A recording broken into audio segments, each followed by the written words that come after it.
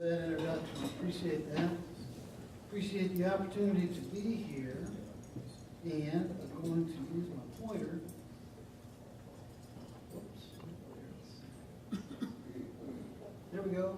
I'm going to add my chorus to the happy birthday, the 125th anniversary of the great run of 1889. And what more appropriate day to come here and speak to you about a subject that I've been totally engrossed in, banking in Oklahoma before statehood. Obviously, the big run of '89 played a pivotal role in the book I'm going to talk about today.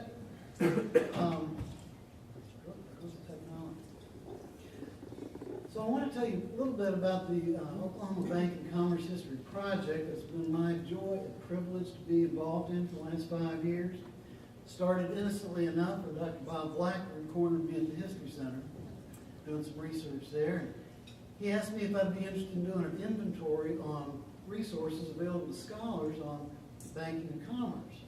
And as is my habit, I said yes. And I started into it, and I realized what he's really asking for is a bibliography. And what good is a bibliography if you don't have a book to tack onto it? So it quickly became a literary project. One book very soon became two morphed into three. I can't stop, so now I got a trilogy going. But the first one I want to visit with you about today is banking in Oklahoma before statehood. I'll also just mention that in all these projects, I've been real careful to get around to the whole state and encompass as much of the state as I can. I don't want to be Oklahoma City or Tulsa-centric, so equal opportunity historian. And ultimately, the OHS wants to tell this just amazing story, what I call Wild West capitalism, in these books, in an exhibit that's going to open at the History Center in 2015, and speaking engagements like this. So thank you so much for asking me to come in and do this. Very briefly, so here's the question.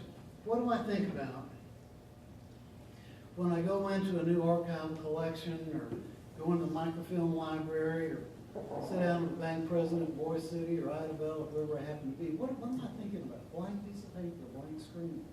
Two things really are my North Star when I approach these subjects.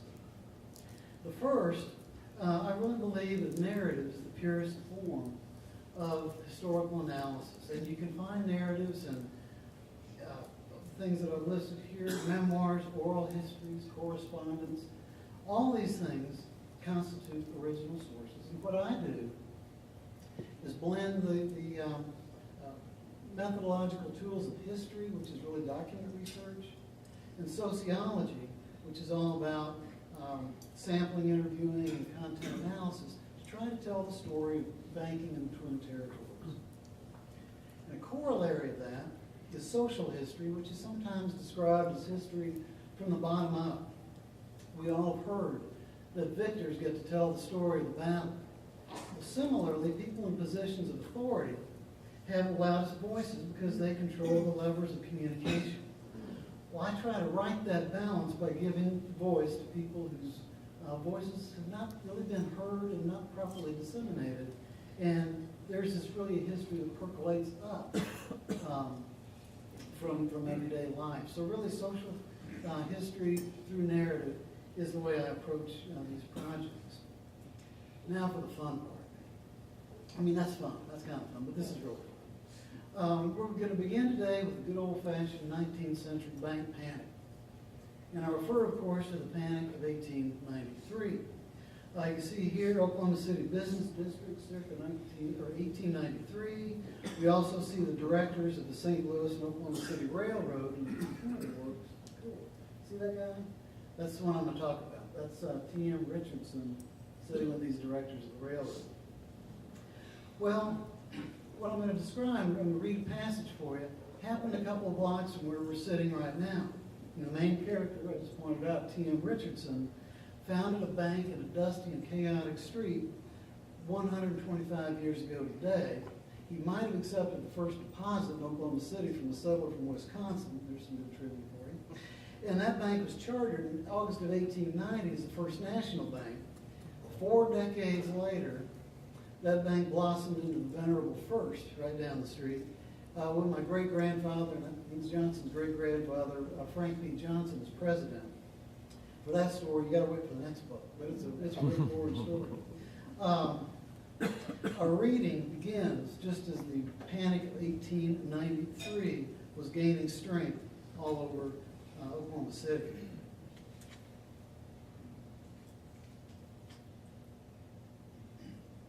At the First National Bank, Richardson and his staff were dishing out money to depositors as fast as they could and continued to do so after the bank's usual closing at 4 p.m.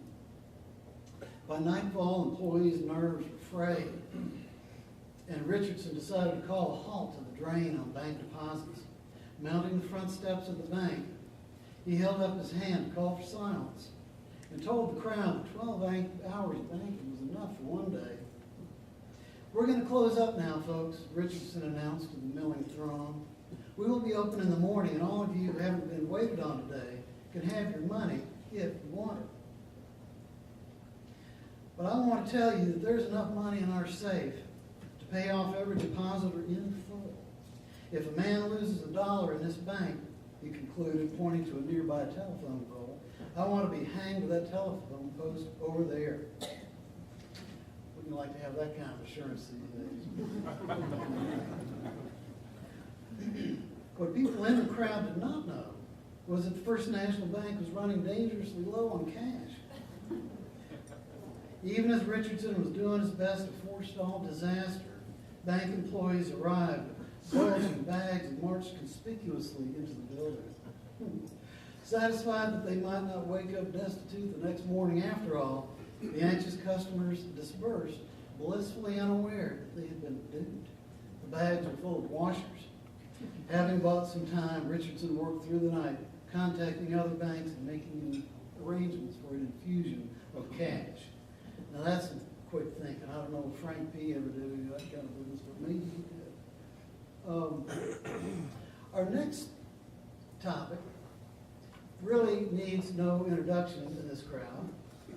We're seeing some scenes from Guthrie, 1889, which is a few years before what I'm going to read about. Nevertheless, it's close enough, and it gives you the idea of what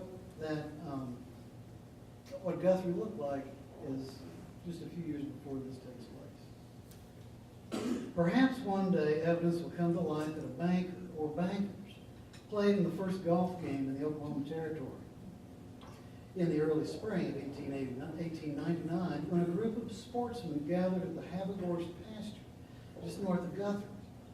The group included Robert W. Ramsey and J.A. Milne, both natives of Scotland, and the Right Reverend Francis Key Brooke, Bishop of the Episcopal Diocese of Oklahoma. In all likelihood, Reverend Brooke began the first territorial tee-up with a prayer. Although he might have implored the Almighty for fair weather and safe passage over the 9-hole course, there was not much he could do about the shortage of golf sticks.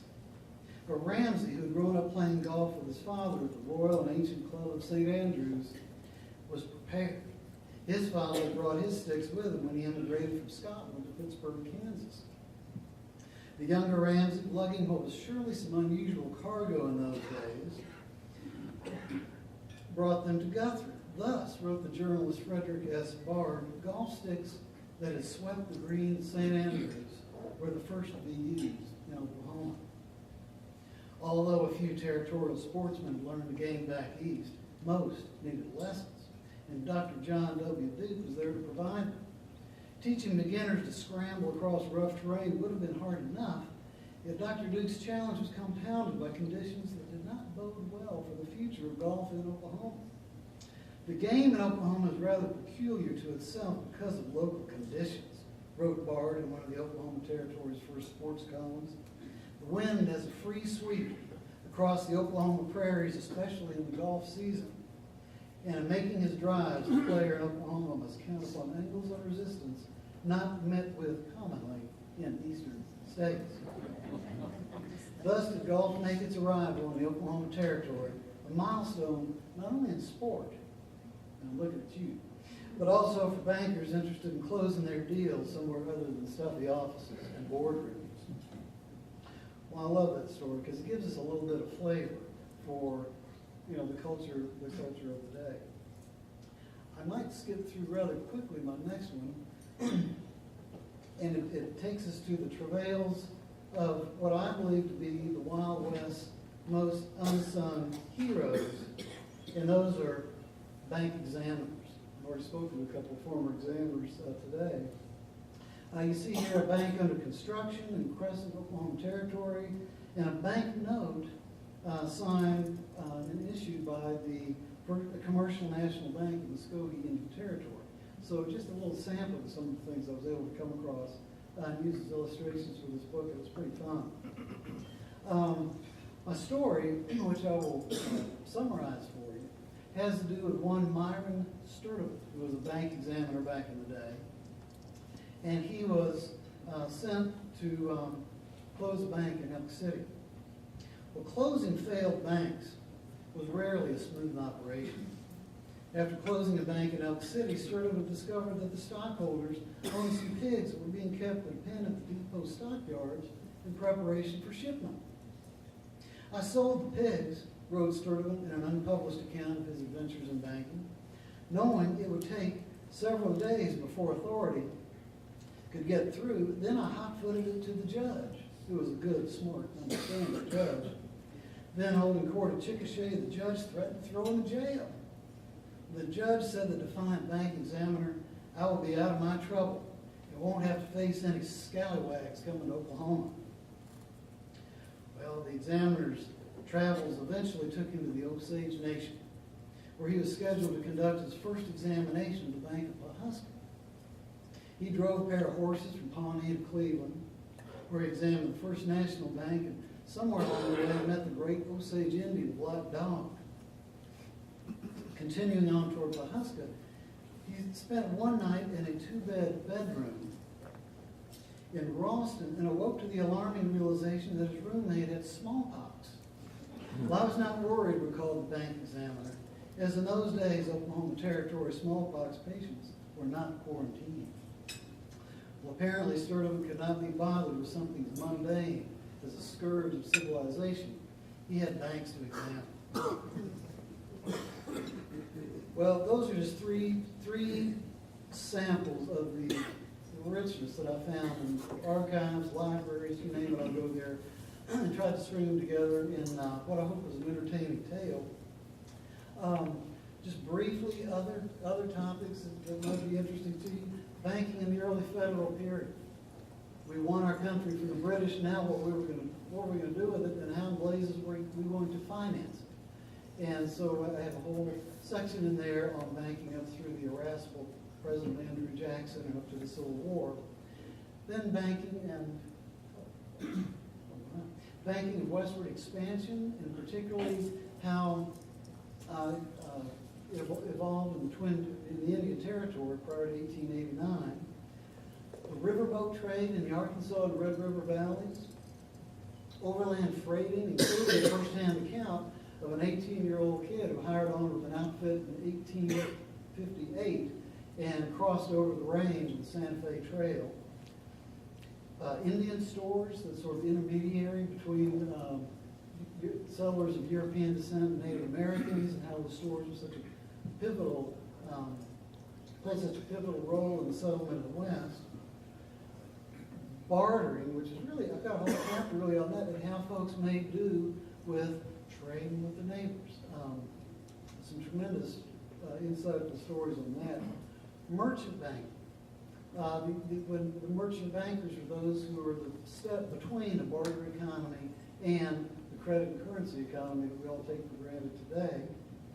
Crime and punishment, including the ever-popular Anti-Horse Thief Association, which was a powerful law enforcement agency, and it helped real authorities recover livestock and made bankers collateral so much safer. That's kind of why I got away with researching that better today, because it had something to do with collateral. PR in the Twin Territories, you talk about a bad public relations trip. There are actually insurance agencies who forbade their agents to issue policies within 25 miles of an Indian reservation. Things like that, tales like that you just can't make up. Bank chartering, what I call the scramble.